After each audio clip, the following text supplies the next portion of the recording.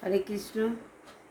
অজ্ঞানতিমিরান্ধস্য জ্ঞানাঞ্জনশূলকয়া চক্ষুরুন্মিলিतं येन তস্मै শ্রীগুরবে নমঃ। মুখং করোতি বাচালং পঙ্গুলঙ্গায়তে গিরিযৎকৃপাতমহং বন্দে শ্রীগুরুদীনতারিণং। বাঞ্ছাকল্পতরুভ্যশ্চ কৃপা সিন্ধুভ্যো এব চ পতিতানাং পাবনেভ্যো বৈষ্ণবেভ্যো নমো নমঃ। হরে কৃষ্ণ। রাধারানী ইউটিউব ধর্মকথা চ্যানেলের পক্ষ থেকে আমি পুতুল রানী দাসী আপনাদের যে নিত্য ভাগবত কথা বা ধর্মকথা ধর্ম বিষয়ে আলোচনা করি বা শ্রবণ করাই, আপনারা শ্রবণ করুন, শেয়ার করুন, সাবস্ক্রাইব করুন, লাইক করুন, সঙ্গে থাকুন। হরে কৃষ্ণ। আসলে আমার আজ 3-4 দিন জ্বর, অসুস্থ, তাই ঠিকঠাকভাবে ভিডিও আগে থেকে করেও রাখতে পারছি না। তো এমনি সমস্ত কর্মের মধ্যে দিয়ে আমরা ভক্ত পথে এসেছি। মন্দিরেরও অনেক কাজকর্ম থাকে, রান্না থাকে, ভগবানের সেবা পূজা, আরও সংসারে নানান তো দায়িত্ব থাকে, তাই একটু সমস্ত কিছুতে দেরি হয়ে যায়। আপনারা ক্ষমা করবেন, লাইক করবেন, সঙ্গে থাকবেন। হরে কৃষ্ণ।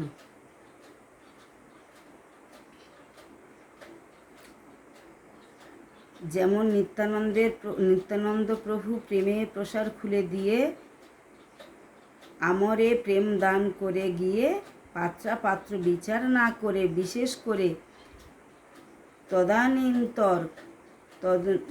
তদানীন্তরকার বেশ কয়েক সহস্র স্রষ্টাচারী বৌদ্ধ সন্ন্যাসী ও সন্ন্যাসীকে গৌড়ীয় সম্প্রদায়ভুক্ত করার ক্রমশ গৌড়ীয় বৈষ্ণব সম্প্রদায়ের সহজিয়াবাদ প্রবেশ পেয়েছিল। অনুরূপ শীল সরস্বতী ঠাকুরের প্রতিষ্ঠানে আজও দেখা যাচ্ছে ত্যাগীর মধ্যে রূপ সনাতনের ত্যাগ আদর্শ ও নাম ভজনের নিষ্ঠা স্থানে ভোগবাদ এবং স্রষ্টাচারিতা আশ্রয় নিয়েছে। আর শ্রীমান মহাপ্রভুর আদর্শ গৃহী শ্রী রায় রামানন্দ, সার্বভৌম ভট্টাচার্য, কাশী মিশ্র, শিবানন্দ সেন প্রভৃতি সেবা আদর্শ ভুলে গিয়ে আজ গৃহী বৈষ্ণবগণ কোন পর্যায়ে পৌঁছেছেন তাও বিশেষ ভাবনার কথা। ধন্য কলিতে রে তোমাশা দেখে দুঃখ লাগে আর হাসি। ধন্য কলি তেরে তামাশা দেখে দুঃখ লাগে আর হাসি। এই অধম তোমার শ্রী ব্যাস পূজায় আর কি অর্ঘ্য দান করবে? কাতর হয়ে অশ্রুপাত ব্যতীত গতন্তর দেখি না। শ্রীপাদ ভক্তিভূষণ ভাগবত মহারাজের প্রয়াণে বিরাহ পুষ্পাঞ্জলি। জগতের সর্বক্ষেত্র আজ ঝঞ্ঝাবাদ, পরমার্থিক আকাশ মেঘাচ্ছন্ন। ধর্মক্ষেত্রে যেভাবে কলি প্রভাব বিস্তার করেছে তাতে ক্ষীণ প্রভু শ্রী প্রদীপটি যেন আর আলোকদানে অসমর্থ। শ্রীমান মহাপ্রভু এবং তার পরবর্তী যুগে ধর্মজগতে যে প্রেম ভক্তি প্লাবন এনেছিলেন তা ক্ষীণ প্রভা হয়ে গেল। শিল ঠাকুর ভক্তি বিনোদের সংস্কৃত ধারারূপ দিয়ে শিল ভক্তি সিদ্ধান্ত সরস্বতী ঠাকুর শ্রী চৈতন্য মঠ এবং তৎশাখা গৌড়ীয় মঠ প্রতিষ্ঠাতা করেছিলেন।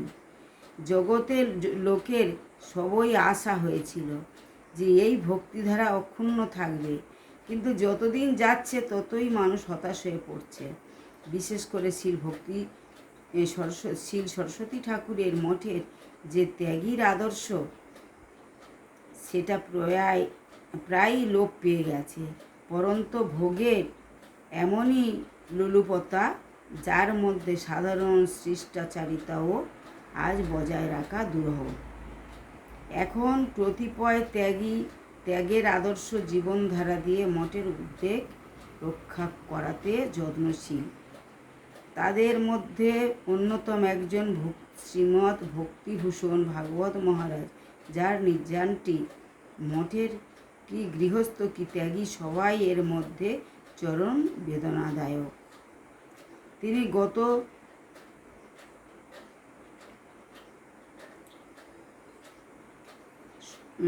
1701 সালে 71 বৎসর বয়সে শ্রী চৈতন্য মঠ শেষ নিঃশ্বাস ত্যাগ করেন। আর তার নির্যানটি কতটা বেদনাদায়ক তাহার সঙ্গ লাভ করার যাহারা করেছেন তাদের অন্তরে খুব শুধু অনুভব করা হয়। তাই এই ভাবটি বোধ হয় তিনি অত্যন্ত সরল প্রাণ ও সংস্কৃত ভাষায় শুধু অভিজ্ঞ পণ্ডিত ছিলেন না। শ্রী চৈতন্য মঠের পরাবিদ্যাপীঠ সংস্কৃত টোলটি আছে, ওই টোলে তিনি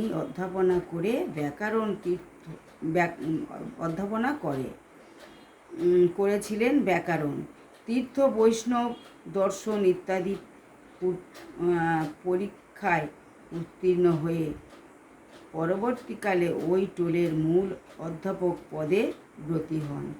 তার সরল এবং সাধুচিত ব্যবহারে সকল ভক্তগণ একটা আনন্দ বোধ করতেন। তার বৈষ্ণবতা ও গুণাবলীর এক সময় তিনি শ্রী চৈতন্য মঠে আচার্য পদে ব্রতী হন এবং 3 বৎসর 3 মাস ওই আচার্য পদ অকলঙ্কিত করেন।